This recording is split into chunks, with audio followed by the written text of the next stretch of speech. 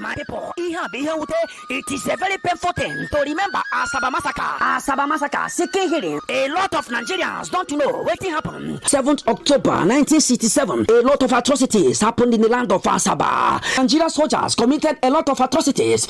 Say non the meeties. That is goodbye till we meet no more.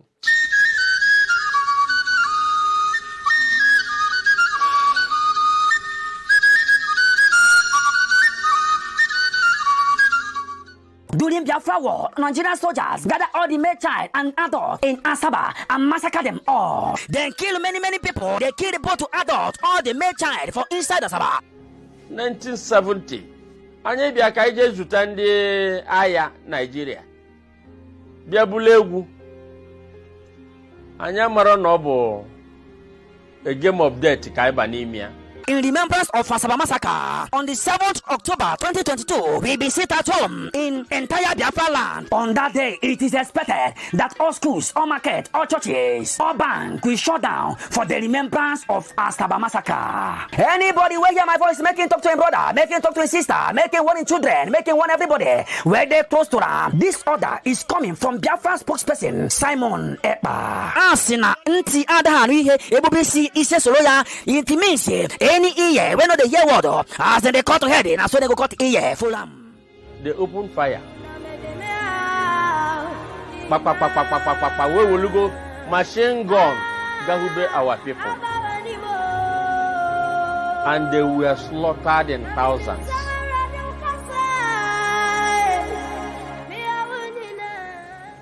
Welcome, my amazing viewers. Thank you so much for joining me on my program once again. I appreciate you wherever you are joining from.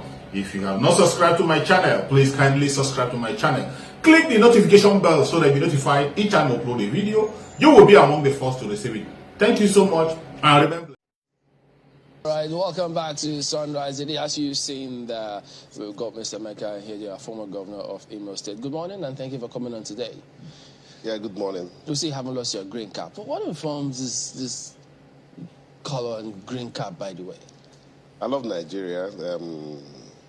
This green symbolizes my father's middle name.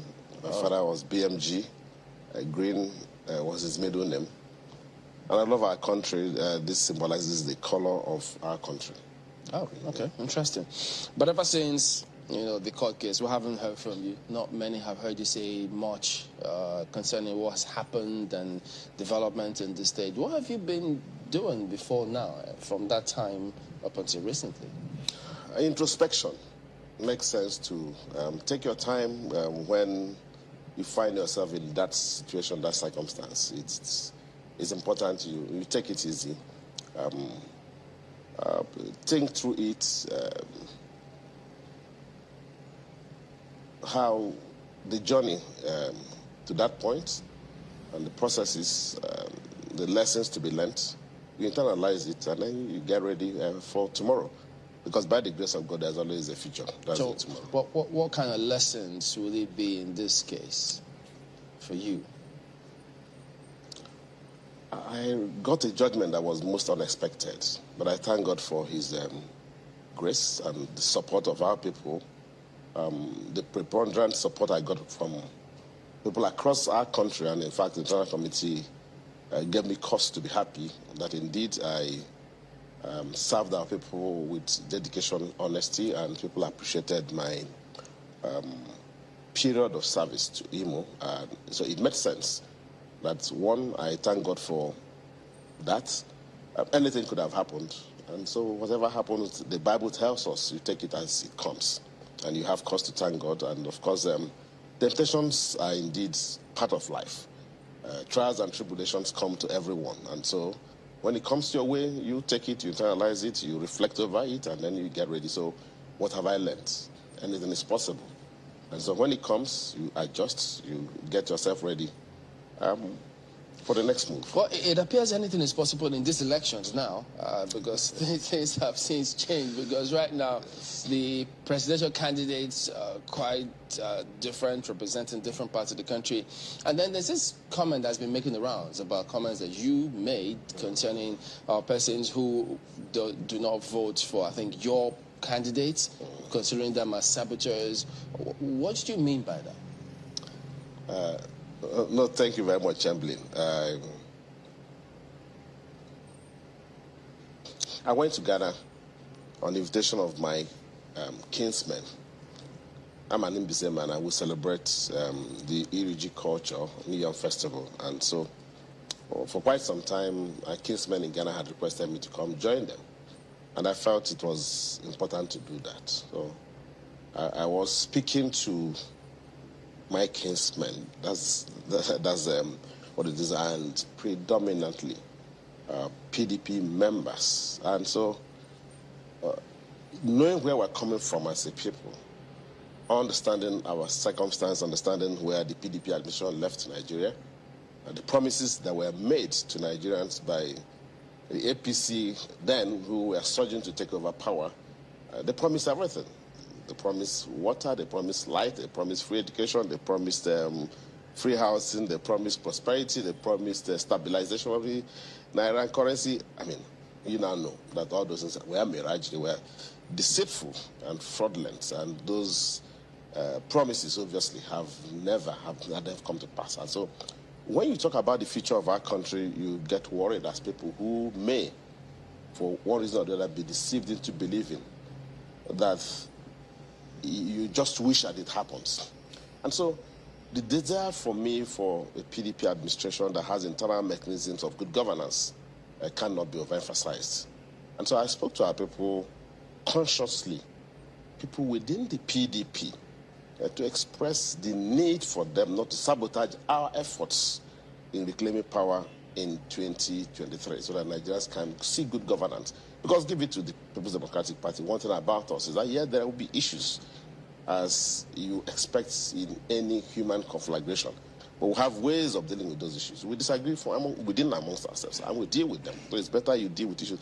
And so, incidentally, and the issues have been put in a different context. And some persons, majority of whom love me, majority of whom believe in me, majority of whom have confidence in me, majority who have very huge expectations of me, rightly so. Because the interpretation that they gave it was that you were asking that no Southeasterners should vote for a Labour Party candidate. Yeah, that's the point. Yeah, that's what I'm saying. So huge expectation born out of abundant love and expectations. To say, look, that I am calling any or every Southeasterner, Igbo man at that, or indeed Nigerians who do not vote for my party as saboteurs, that cannot be. It's far from the truth. It's obviously. That is not me. It's not in my character. I believe in even in dissent from within my immediate nuclear family. So that cannot be. My position was very simple. I was speaking to our people. I'm an Mbise man. And the PDP has been faithful to us. The PDP have given us support. They gave us opportunity to produce a governor in our state. And I said to them, we have an opportunity. And I called that they should not sabotage our efforts to reclaim power. And that was it. That was the context. And if you read through all, if you listen carefully, and incidentally, I have found that perhaps a number of persons who have made calls, either to my person, or to my family members, or to my friends and associates, have not had the opportunity or the privilege to watch the tape. If you do watch the tape, you find the context is suddenly being blown out of proportion. However, I am responsible to a people. When a people show you love, people show you confidence, people believe in you, you also have need to respect their feelings. And so to all those millions of Nigerians, particularly of the Southeast extraction, who feel hurt by my choice of and use of language, I'm deeply sorry about it.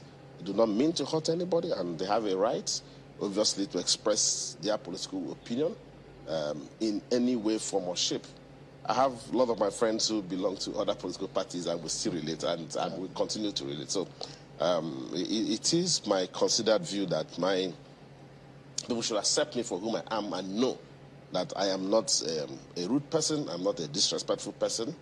and I do not use words that are uncultured. I thank God for the privilege of my upbringing, and so that has guided me. And I believe that would that should be able to assuage them. It's a difficult. I mean, it's a dynamic and different political time now.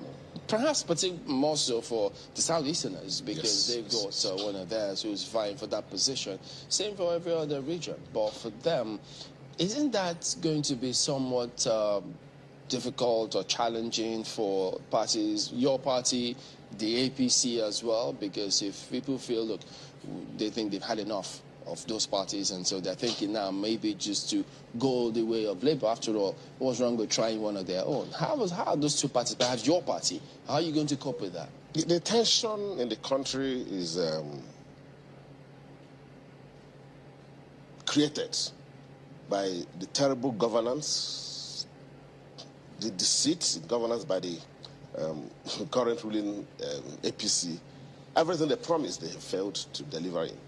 We've seen worsening situation in every sphere of life, be it economy, be it in security, be it infrastructural development, be it in rule of law, in every facet of life. So Nigeria is actually on a descent, a fast descent. So people are worried. And so there is heightened disappointment amongst our people. There is frustration in the land that's very palpable.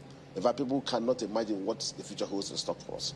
And so I understand that disappointment. So for them, the established political institutions are a problem.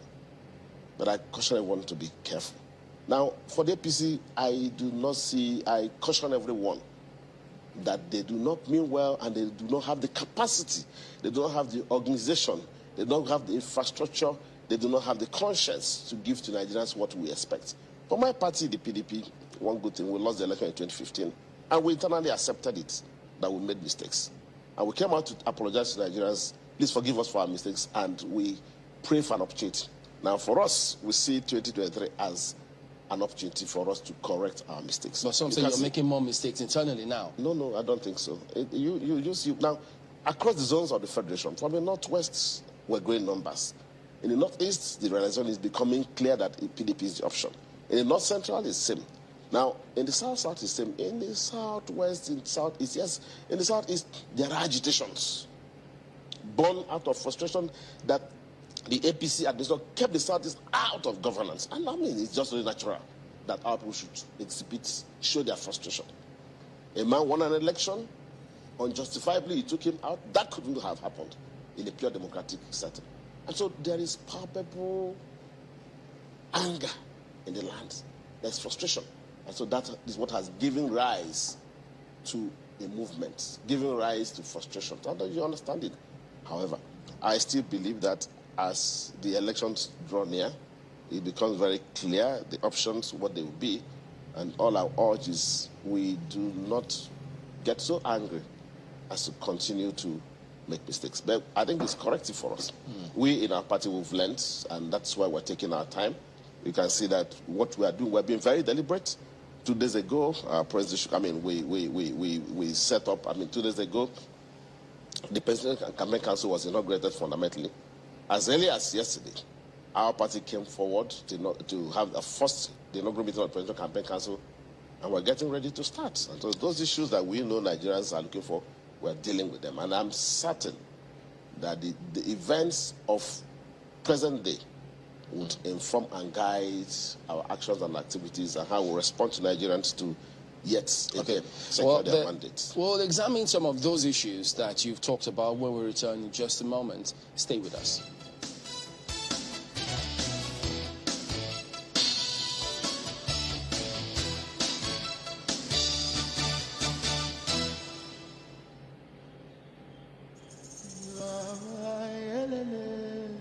Platform Nigeria will celebrate its 50th anniversary on the 1st of October 2022. The platform is an institution which over the years has provided the public with ideas and knowledge in entrepreneurial skills and nation building. The theme for this October 1st conference is A Better Nigeria is Possible. Why, what, and how. What the next leadership should look out for. It will be a global media event, watched throughout the corners of the earth on various platforms. Time, 9 a.m. The platform is powered by the Covenant Nation.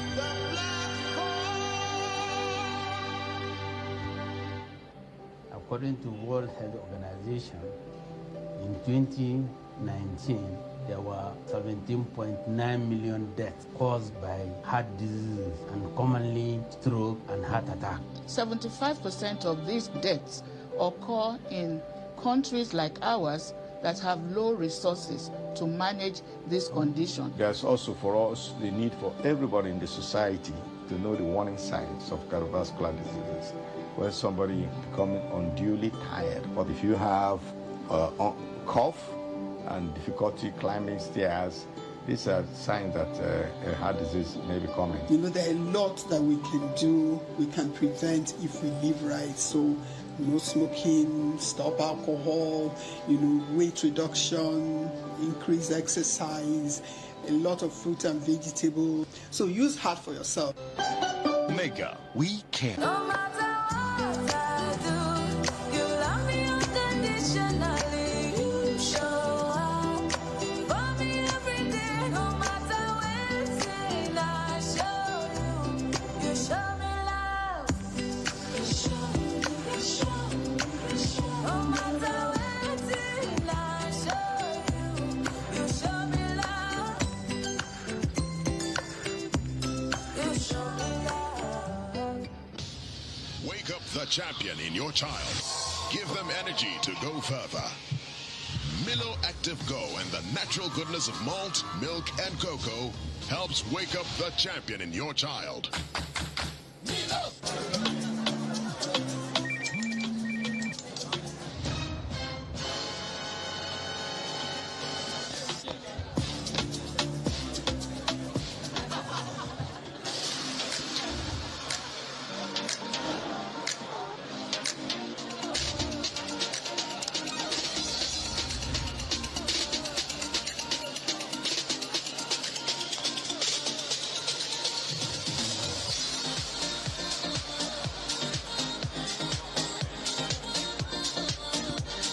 There's a drop of goodness in everyone. Share goodness with someone today.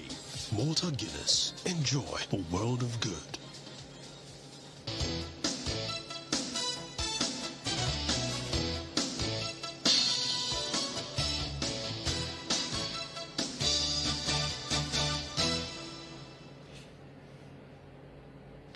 Welcome back to Sunrise Daily. We're with Emeka Ihedioha, former governor of Imo State. Well, speaking about the Southeast, many who wonder, does the region, will they get it together this time, given the scenario that they are in? Because, I mean, if Labour Party is there, PDP, your presidential candidate was in Enugu last time out, saying, well, he is the most assured means of the Southeast getting the ticket, getting to the presidency. And then the APC themselves also saying, no, we have a say in the Southeast. So how do you see all of this playing out? Well, the Southeast people are indeed a blessed group, right? Blessed tribe. The Igbos are respected across the globe. We have the best professionals in Europe and America in various spheres of endeavor, various spheres of life, be it in medicine, in technology, in engineering, in science and arts, in law. And in this country, we've shown that we lead the way in commerce. And so our distinction is not in doubt, and we work hard. I know for the Southeast, we are a proud, hard-working people. So it is important that we believe that we are given the right atmosphere, the right climate, right opportunity to excel, to showcase our individual capacities and abilities. And that's what we look for, good governance. And that is what the APC has failed to give them. And so it's easy to dismiss the APC in the South because they've had an opportunity. Did we give them the opportunity? We did not. Even though the state has an APC government in place? Well, I don't want to talk about that. You know what you talk about, legitimacy and illegitimacy. And what I mean, look at a few days ago, they claimed that the federal government was going to dredge the Orashi River and the river ports. As a legislator, I know that ports, river ports, and region is exclusively in the exclusive list. So it's not concurrently. So a state government cannot, in our present constitution, undertake to do that. So yesterday, I saw the Minister of Transport disclaiming in every sense of the word that the federal government was ever involved. I mean, so that is what we talk about. Yet another So what the government was trying to say is misleading. Well, I mean, it's for you to see deceits, and this is what they're all about. Today, they'll tell you that doing this, which is not true. That's not how to govern a people. And that's why we have all the complications in the administration of the, because one, they were not prepared. They don't have the capacity to give the people what our people look forward to. And those are the questions. So for APC, obviously, going to this election, they know that for them in the Southeast is a no-no. Now, for the PDP, Southeast has originally been a PDP-dominated area. And now we have this labor movement, which we must factor in, arising from the frustrations of the people. And that's understood. And led by one of their sons that is respected and appreciated, hardworking. I mean, so that gives us concern. But that means my party must have to work very hard. And that is what we're about to do. That was what showed 3 days ago when Vice President Atiku Abubakar led other members of our party to interact with the leadership of the Southeast to say to them, and it's important for us to be reassured that if for any reason we in the Southeast will give support, what are the considerations we'll give support to? And then he started addressing that. So we'll begin to look at it. If we are convinced, and then we'll have the message to take to our people, then we'll be able to offer our people to listen. This is why you may go in this direction, and these are the circumstances, which I think in the next couple of days and weeks, we'll begin to see what are options, what are the opportunities. But we will canvass, given the strength and diversity of the People's Democratic Party, when we appreciate the fact that to win a national election, you need to be very well entrenched in the various zones of the country. So the advantage the PDP may have in the Southeast is the fact that when election time comes, we now begin to look at the strengths of every party. And if our people are convinced that the PDP is indeed well entrenched in every nook and cranny of this country and that they have the most potential to win the election, then that might sweep the pendulum in our favor. Well, there are hurdles within your party, but let's go to Lagos. Perhaps that will equally pop up. Go ahead, guys. All right, thank you, Chamberlain. Good morning, Mr. Hedioha. You know, just as you've said it, it's true that the people of Southeast Extraction have capacity, competence, they're brilliant people. And you made a comment earlier about how the APC has denied them that opportunity for expression. But the same could have been said of the PDP denying them that opportunity for expression, particularly ahead of the primaries, when that agitation was intense for this time the Southeast be given the opportunity to be on the ballot, at least to get the ticket. That's on the one hand. With due respect to your convictions as, you know, a PDP stakeholder, what do you think about the emergence of former governor of Anambra State, Peter Obi, on the ballot? Isn't this an opportunity for the Southeast to get that, actualize that age-long dream of, you know, taking the #1 seat in the country? Yeah, thank you very much. Our party, I was all those who advocated for micro-zoning of the presidency to the Southeast. If it was micro-zone to the Southeast, it would have been easy for us to have a man from Southeast Extraction. In fact, as a matter of fact, I told my friend and brother, Governor Peter Obi, then when he was in our party, that we should focus our attention on narrowing the debate then rather than a broad southern presidency to southeast presidency. If we had that in, maybe we would have been in a good shape. But I knew that once it was left either to the larger south, I knew that we may not be able to make it. And so for me, you look at your options. What are those options? You look at partnerships that will work. And I'll give a man of Southeast Extraction an opportunity and privilege to carry the cross of our party, to be the flag bearer of our party, to win elections. And so that opportunity, unfortunately, did not come. And so what you look at when the opportunity, number one, you look at your options. Option one, option two. Governor P2B is a man that I enjoy a very good relationship with, a respectable relationship. While he was in the PDP, he remained one of my closest associates in the service, and that is was common knowledge. When he was nominated as vice president candidate of our party, I was one of the few early leaders of the Southeast who came and gave practical support. And I said, was the right person? And I said it was right that Vice President Waka chose him. But that was then. And so now he's pursuing his course in a different political party. Now, the issue is that in the Nigerian context, and this I said to my people, we need to engage. Engagement power is about negotiation. It's about discussion. The challenges in the country are far beyond just the Southeast. They are national in scope. The insecurity is across the nation. You have insecurity in the Northeast. You have insecurity in the South. In the Southeast, we have insecurity in the North Central. We have insecurity in the Northwest. We have insecurity even in the Southwest. So these issues come to the fore, and so everybody looks at it. Just a second there. First, why are you advocating for microzoning? May I come in there? Why are you advocating for microzoning to the south rather than the southeast? And why are you saying that the issues are beyond the southeast? Are you insinuating by any chance that the southeast is not ready or not mature enough? Minds from the southeast are not mature enough to take on the challenges of Nigeria? No. That is far from the truth. What I said, if it is microzone to the southeast, then that means everybody that will contest for the office will be from the southeast zone. But the moment you leave it open, then a lot of other factors will come into play. And then you have little or no control of that process. And that's the point. And so once it was thrown open, I knew that our chances were not as bright as they should have been. And that became the problem. So that became necessary that you begin to look at alliances that can work.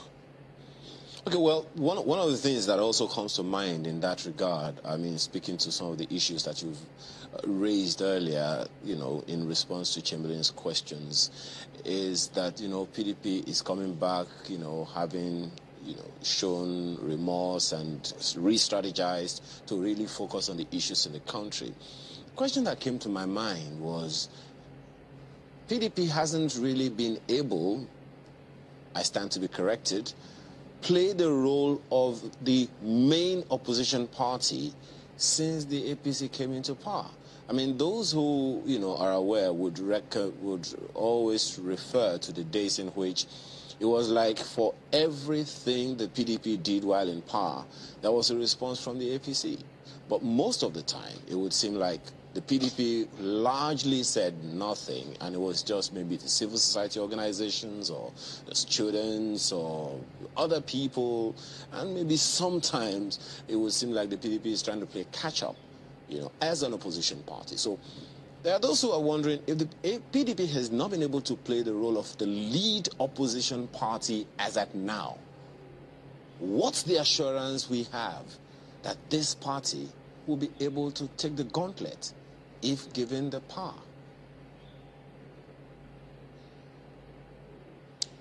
Yeah, thank you.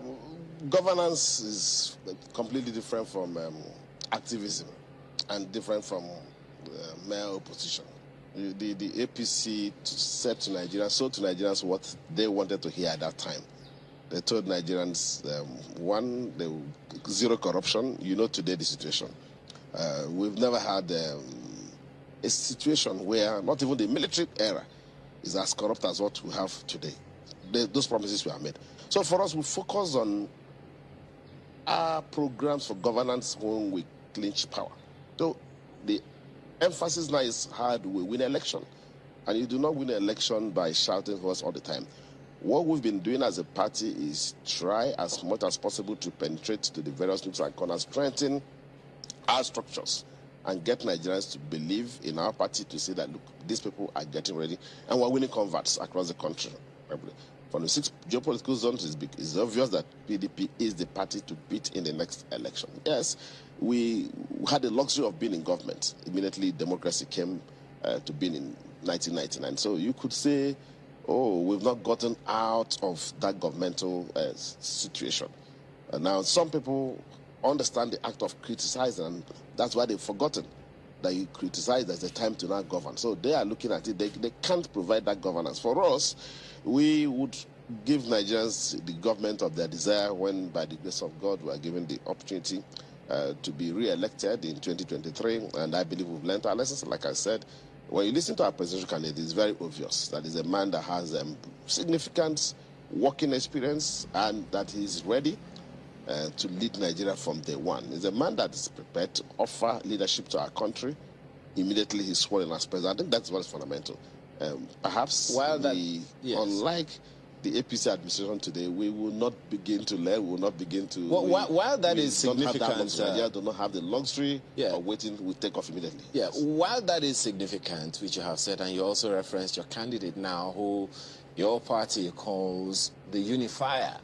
But then, as Chamberlain asked you earlier, and we have raised it several times, the fact that even now it would seem like the PDP is a lot more divided now that you have a presidential candidate than before.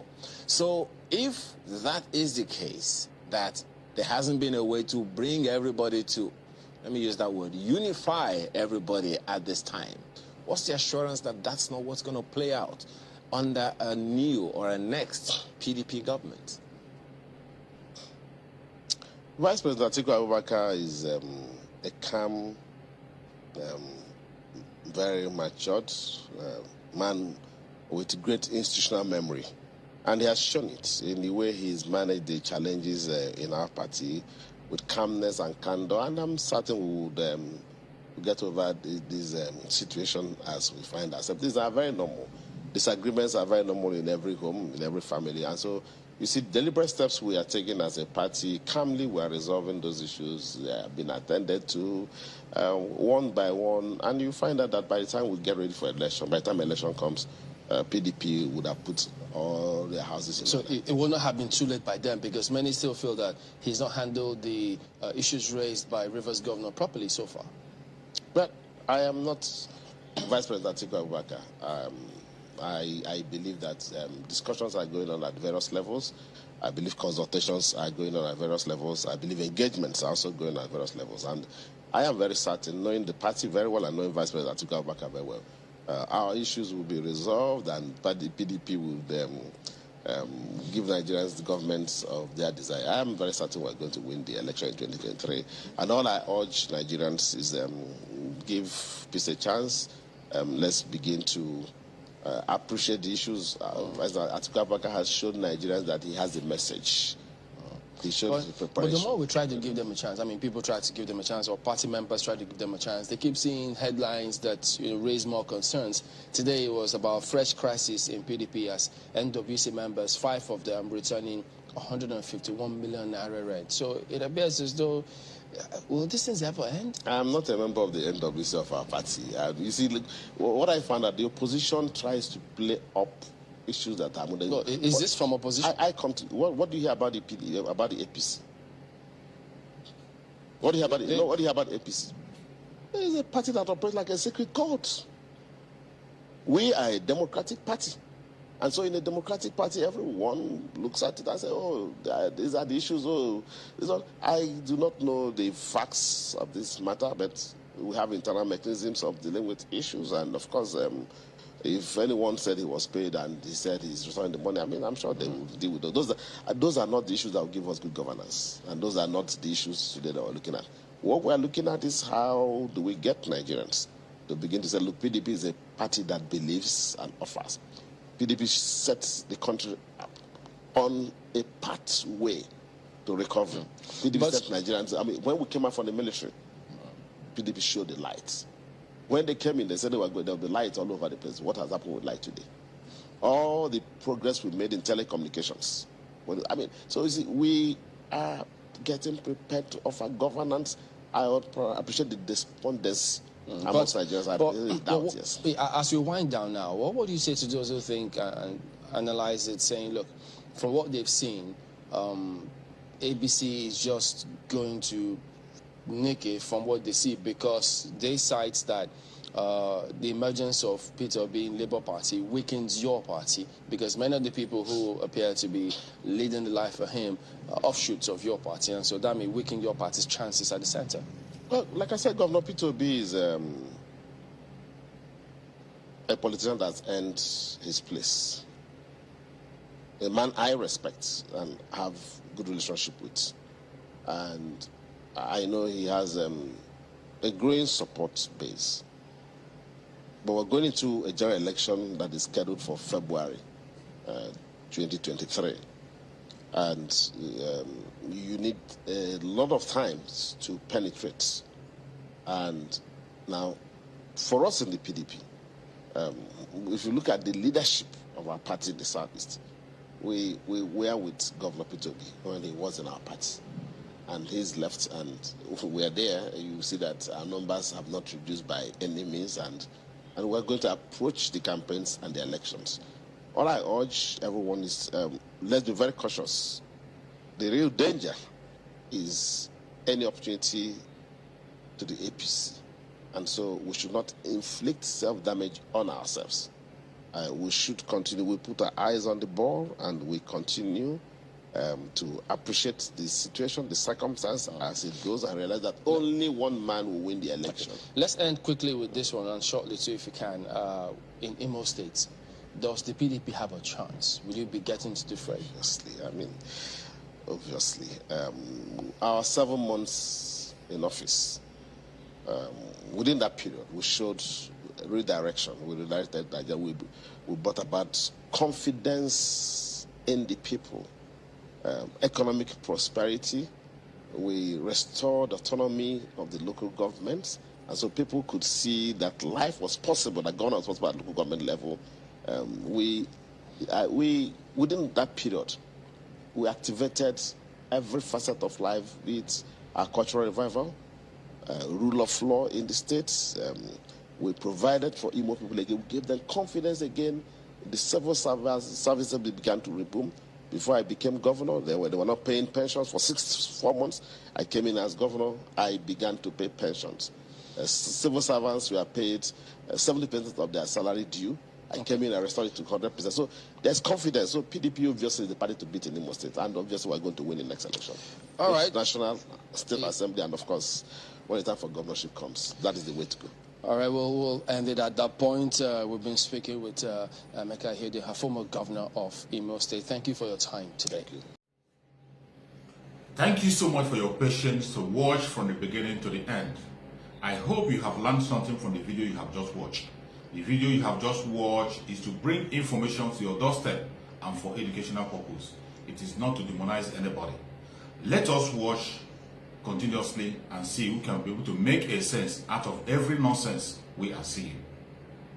We must continue. We move. It doesn't matter what they do. It doesn't matter what they say.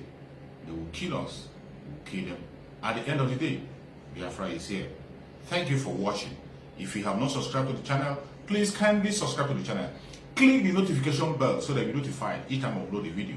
You will be among the first to receive it. Thank you, and remember this. Bye-bye. See you again.